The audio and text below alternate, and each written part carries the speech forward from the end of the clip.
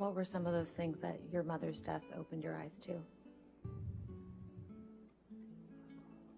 That life is a bird song. That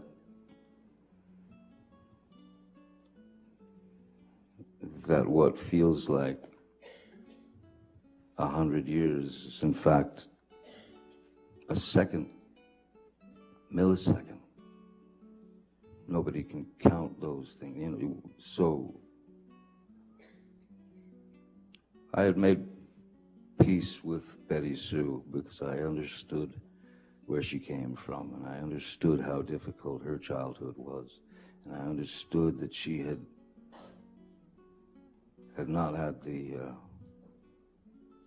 proper training or proper teaching or the proper background